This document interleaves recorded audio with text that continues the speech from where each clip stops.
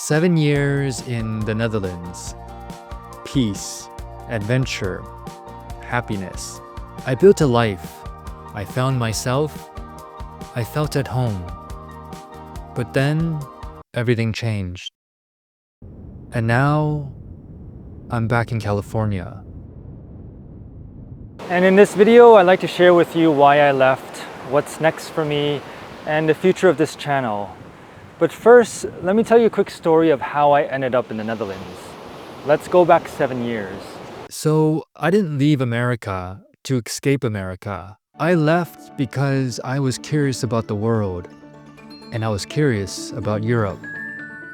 Back in university, I studied abroad in Spain, and I always met Europeans on my travels who told me about a different way of life. One where time was valued more than money.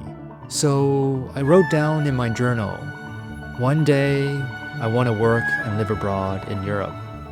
And I graduated from university, started working, and kind of forgot about this dream until my late 20s.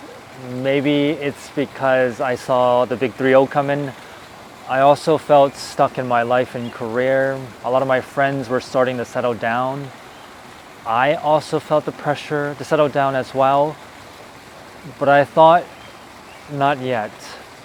And then I remembered this dream. One day I want to work and live abroad in Europe.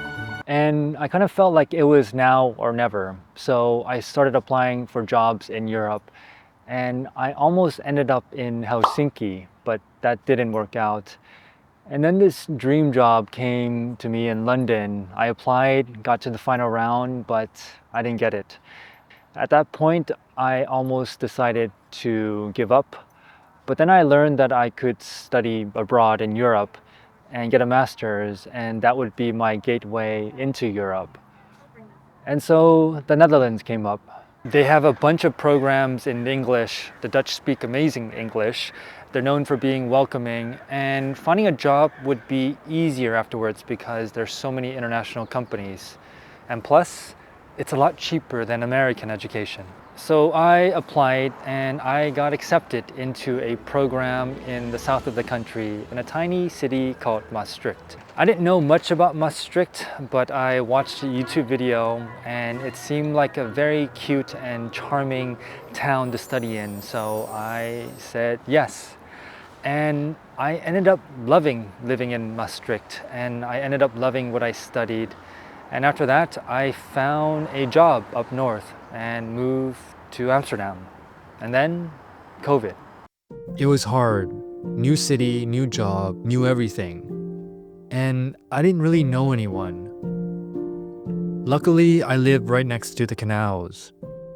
And it was a magical time to be there. I also ended up loving my work and finally found a profession that I really enjoy, that fulfills me. I started making friends, great friends, and then slowly but surely I started really enjoying life in the Netherlands. And then 2024 happened. It was the hardest year of my life. It started off with getting laid off. And then, more life happened. Now, I won't say too much to keep my private life private, but I will say that there was an emergency back home last year that turned my life upside down. And so I had to travel back and forth between the US and Europe. And life happens, things happen, values change, priorities change. And for me, family is everything. And so I made the decision for now to come back to California. So what are my plans? To be honest, I don't know. There's a part of me that feels behind in life, especially being in a place like San Francisco. San Francisco is home, always has been home, and I love it. And I miss the energy here, but sometimes it can be overwhelming, especially when people keep asking you, what do you do? What are your plans? And then I have to remind myself, You had the hardest year of your life last year. Just chill out. Just Nixon. But one thing is for sure, I will spend time reconnecting with family, friends, the city, myself. Probably get back into work, and the work that I do is coaching, facilitation, training. But one thing that I am curious about is who am I now? Because living in the Netherlands changed me, and I'm curious, even though I'm not living in the Netherlands anymore, can I bring the Dutch back with me? And I mean the Dutch mentality. For example, will I be more direct in my communication here? Will I retain the work to live mentality? Will I continue riding my bike? How will I integrate my learnings? I don't know, but I want to find out. So what's next for this channel? Well, making videos, it's given me so much joy. It's been such a cool experience to be able to share my own experience, to connect with others, to learn from others as well. And you know what's really ironic is that here in San Francisco, I've always wanted to become a teacher. But because it's so expensive here and teachers don't make a lot, I decided to go a different path. But because of the Netherlands, I kind of changed my career to become a teacher, trainer for organizations. And in a way, I kind of became a teacher on the internet as well. So I would like to continue teaching, sharing, and learning, but things are going to change. It won't be life in the Netherlands, but it's going to include that Dutch perspective. And when I look at my videos, what I'm actually interested in exploring is what makes a good life. And what makes a good life, in my opinion, a lot depends on the systems and cultures that we are a part of. And for me, I'm now heavily influenced by American, Chinese, and Dutch cultures. On one hand, it's been really confusing, but on the other, it's been pretty interesting because I get to choose and pick what I like about each culture and apply it to my own life. So I want to continue exploring different cultures and systems. And first, I want to rediscover America. I know American culture is everywhere. At the same time, I also think it's one of the most misunderstood cultures out there as well.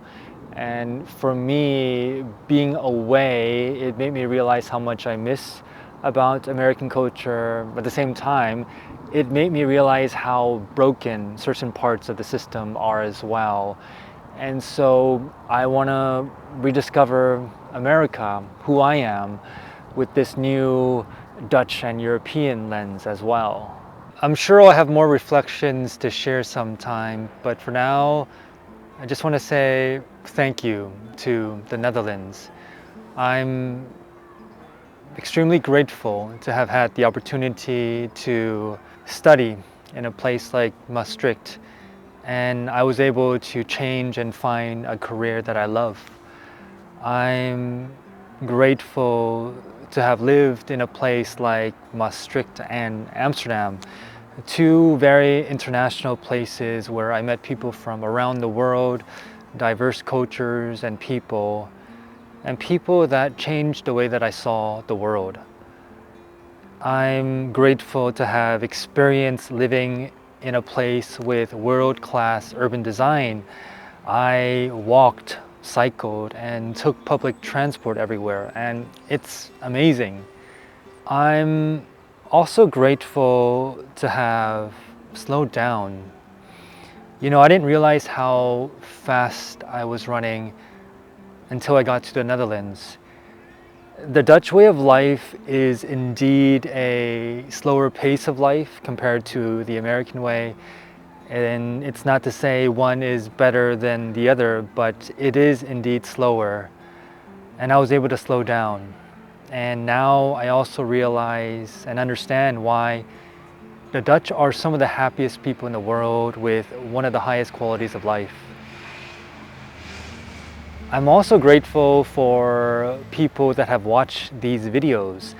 You know, I never planned to make YouTube videos. It just kind of happened. During COVID, there was nothing to do, so making videos in a way gave me purpose, life, connection when there wasn't any. I think back to that dream I had about 15 years ago of living and working abroad. And while I never expected to be in the Netherlands, I'm glad things worked out. It turned out to be a dream come true. And I have a pretty good feeling that I'll be out in the world again one day. But for now, I just want to say thank you, dankjewel, and goodbye and tot ziens for now.